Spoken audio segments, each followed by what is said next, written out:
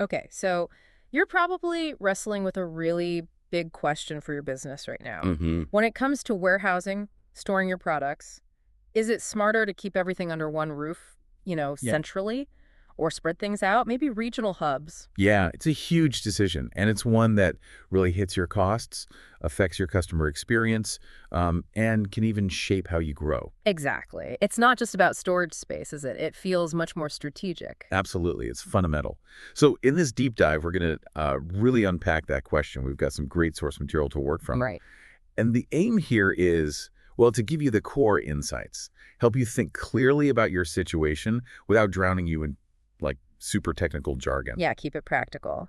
So our sources look at, the basics first. Like what is centralized warehousing versus decentralized? What do they actually look like? Exactly. And the pros and cons of each, obviously. Plus, how technology, especially modern tech, is changing the game for both models. Okay. So the goal is by the end of this, you listening should have a clearer framework. Not necessarily the answer But because, every business is different, right? right, but the tools to figure out your answer, the right questions to ask yourself. Precisely. A better way to evaluate things. Okay, let's dive in then. Centralized warehousing. When we say that, what are we actually talking about for a business? What does that setup look like? So at its core, a centralized strategy usually means you're operating out of one main distribution center. Maybe occasionally you might have a primary and the secondary one, but it's still very concentrated. One main hub, basically. Yeah, think of it like your air traffic control tower for everything coming in, everything going out. And a key piece here is typically having one central warehouse management system, a WMS. Right, the software. Exactly. That gives you that single view of all your inventory, all your operations, everything in one place. Got it. So what are the big draws? Why would a company choose that kind of focused setup? What are the main advantages? Well, the big wins really come down to efficiency and scale. You can get some serious economies of scale. How so? Think about negotiating freight. Yeah. If you have all your shipping volume going through one provider from one place, well, you've got way more leverage, right? You can often get much lower per unit shipping costs compared to juggling multiple regional deals. Okay, that makes sense. Buying power. Yeah, exactly. And managing your workforce is simpler too. One team, uniform training, same ways of measuring performance, KPIs. Mm-hmm. Plus, your data's cleaner, generally. One WMS makes data governance easier. And like we said, bulk purchasing power applies to your actual products too, potentially lowering unit costs. Okay, sounds very efficient, very streamlined on paper. But I mean, I can immediately see some downsides, potentially, having everything riding on one location. Yeah, you're right. There are definitely risks. What are the main ones? Where does it get tricky? The big two are really distance and that all eggs in one basket problem. Because everything ships from that single point, you're probably looking at longer distances to reach some customers. And that means higher shipping charges from carriers and maybe longer waits for the customer. Which isn't great for customer satisfaction. Nope. But the really significant vulnerability, the one that keeps logistics managers up at night, is that single point of failure. Ah. If something takes out that central DC, could be a fire, a flood, a big IT outage, even a labor strike, Mm-hmm. your entire fulfillment operation can just stop dead in the water. Yeah, that single point of failure, that sounds potentially catastrophic. Yeah.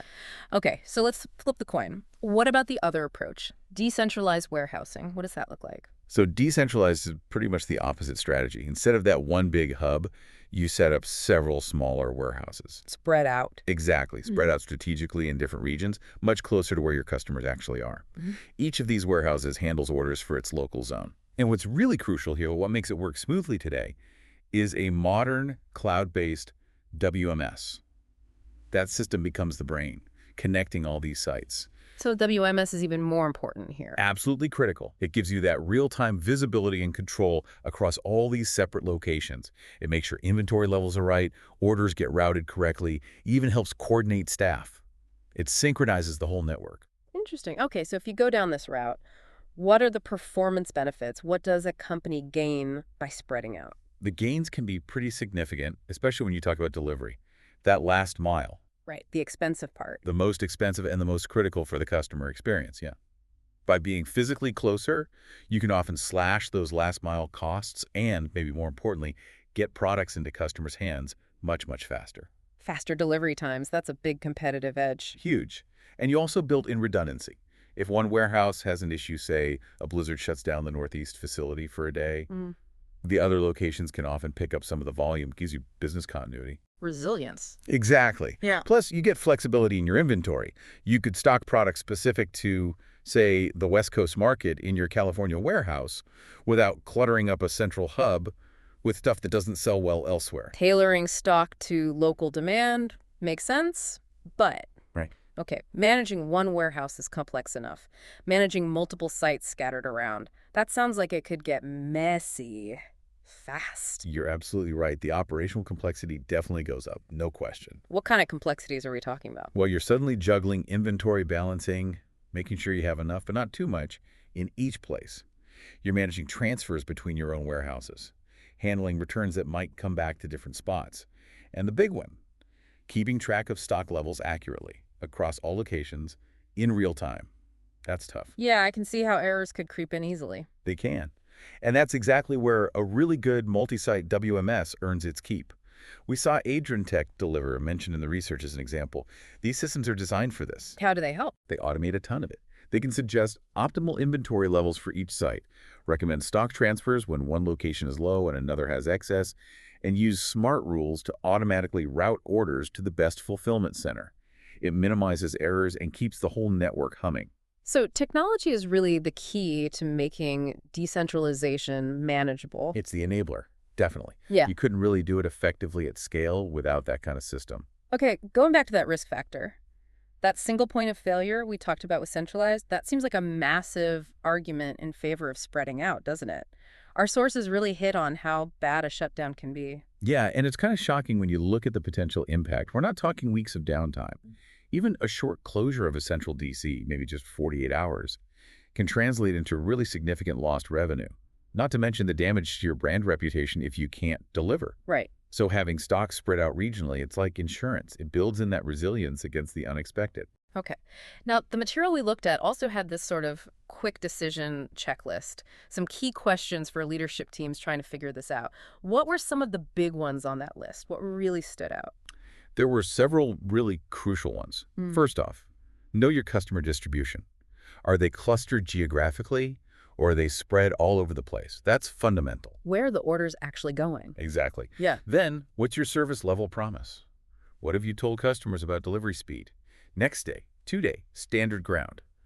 That heavily influences things. Makes sense. What else? Your operating budget, naturally. Mm-hmm. Leases, equipment, staffing.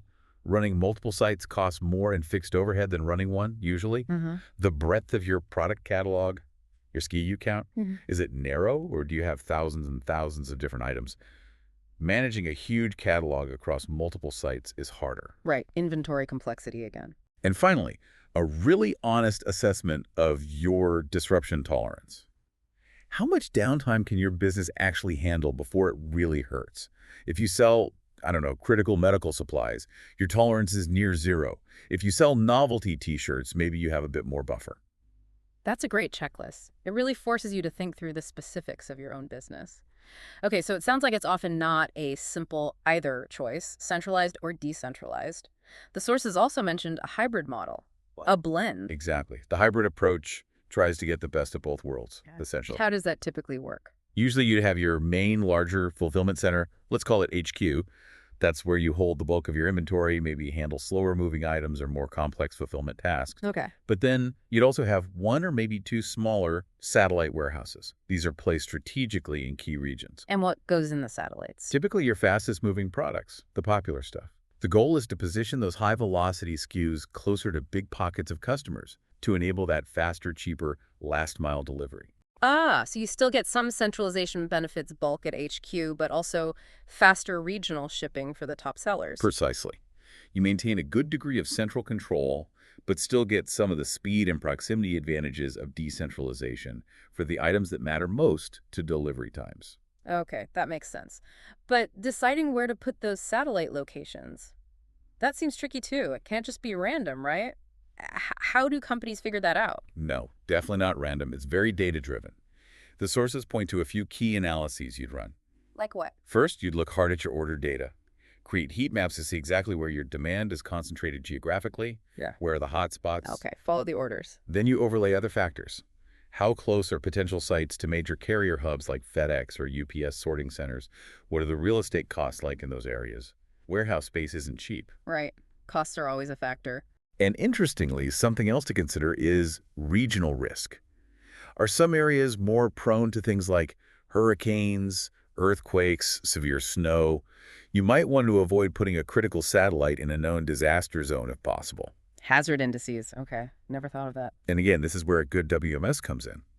Modern systems can actually help you model the total cost to serve. They can take potential locations, factor in rent, labor, transportation costs from that spot, and help you calculate which site options give you the best bang for your buck overall. So the WMS helps with site selection modeling too. Wow. Yeah, it's becoming a really powerful strategic tool, not just an operational one. It really feels like technology is the thread tying all of this together, especially for anything beyond a single warehouse. How specifically do these modern WMS platforms make decentralized or hybrid operations, well, manageable? They're absolutely the linchpin. Cloud-based systems especially offer that single source of truth we talked about. A unified inventory ledger. You see everything, everywhere, in real time. That's huge. One view, even with multiple sites. Exactly.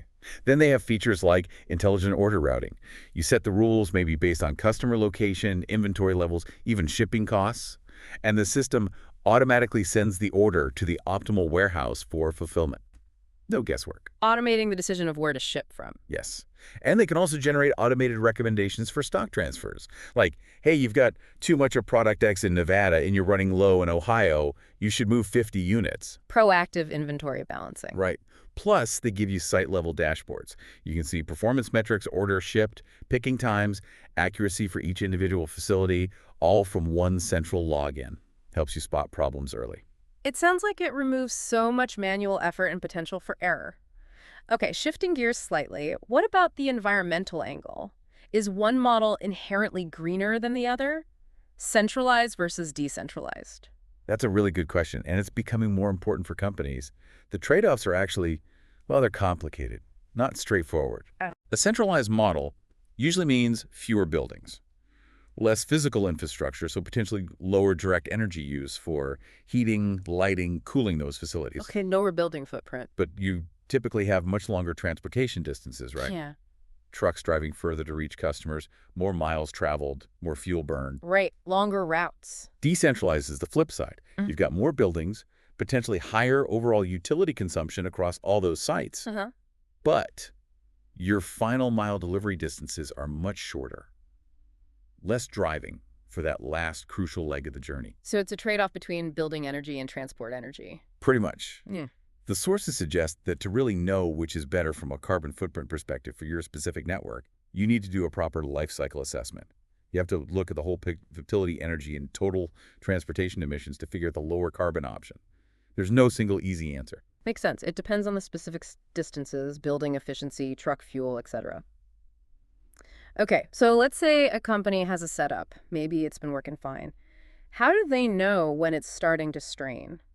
When their current warehouse capacity, whether it's one site or many, just isn't cutting it anymore? What are the warning signs? Yeah, there are definitely signals to watch for. Capacity constraints creeping in. Like what? One classic sign is if your pick paths start getting longer and longer, your warehouse workers are having to walk excessive distances just to grab items for an order because things are stored inefficiently or the place is just too crowded.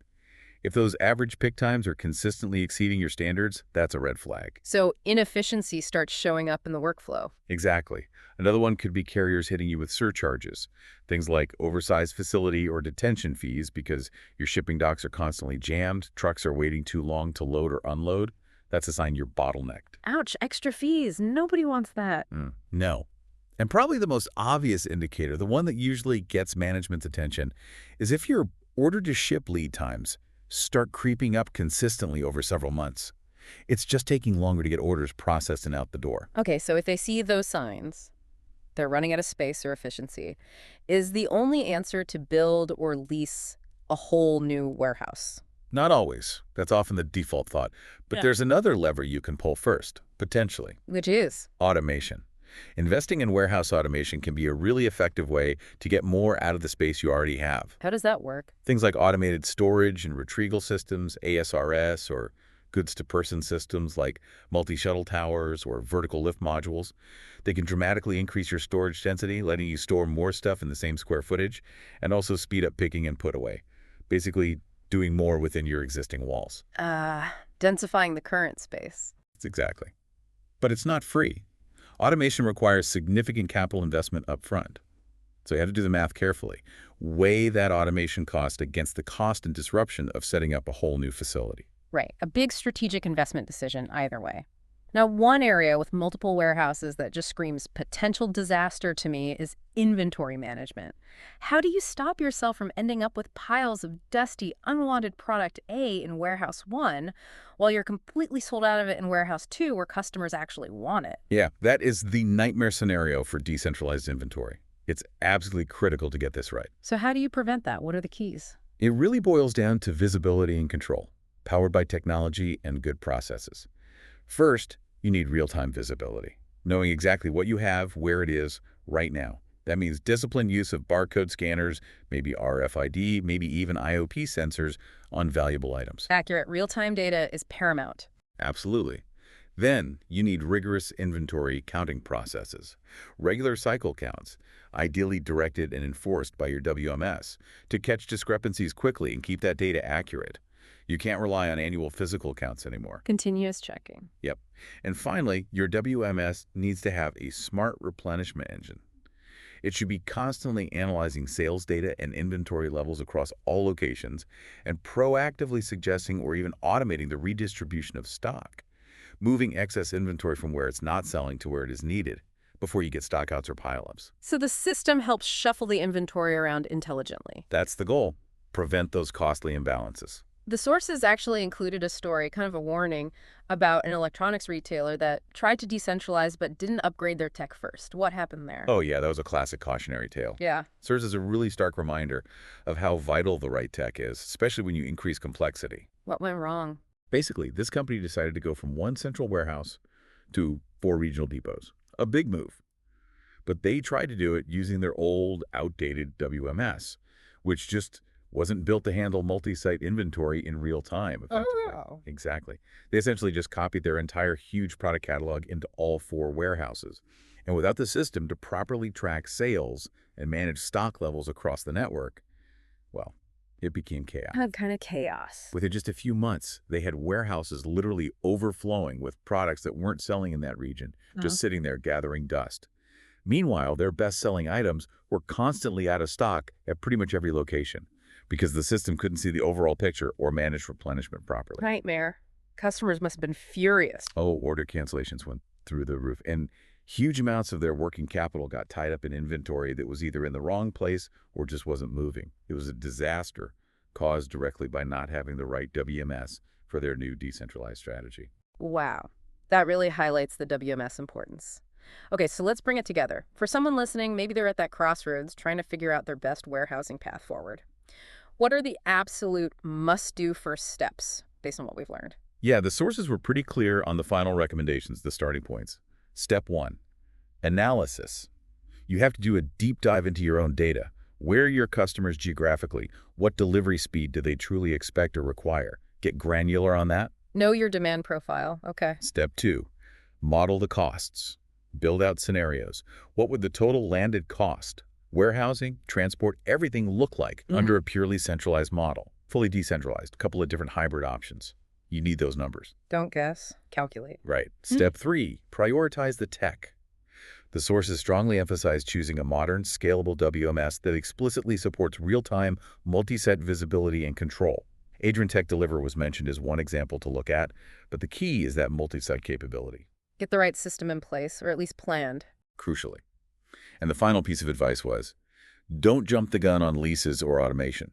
Avoid signing long-term warehouse leases or buying expensive robots until you've done that analysis and modeling and have a clear picture of your optimal network design.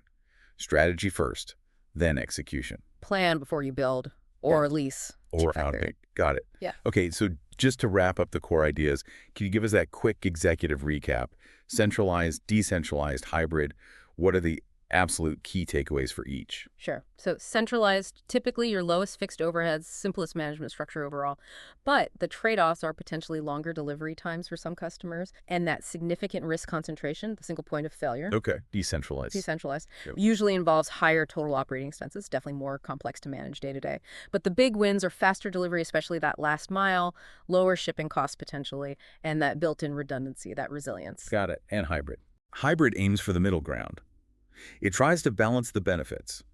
You combine a central hub, often for bulk or slower moving stock, with regional satellites for your fast movers, trying to get some cost efficiency and some speed and resilience. A strategic compromise in many cases. Often, yeah. It really hammers home the point that your warehouse network isn't something you just set up once and forget about, is it? Not at all. It has to be dynamic. It's a Yeah. living part of your supply chain strategy It that is. needs to evolve as your business changes, as your customers change, as markets shift. So regular review is key. Absolutely. You need to revisit it periodically. Mhm. And investing in technology that can scale and adapt with you, like a flexible WMS, is probably one of the smartest moves you can make for the long haul. Right. So the final thought for everyone listening is really a question for them to take away, isn't it? Yeah, I think so. As your own distribution profile evolves, your customers, your products, your service promises, how will your warehousing strategy adapt?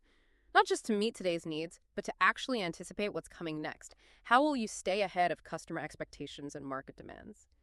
Thinking about scalable WMS solutions like the ones we mentioned seems like a pretty crucial part of answering that question.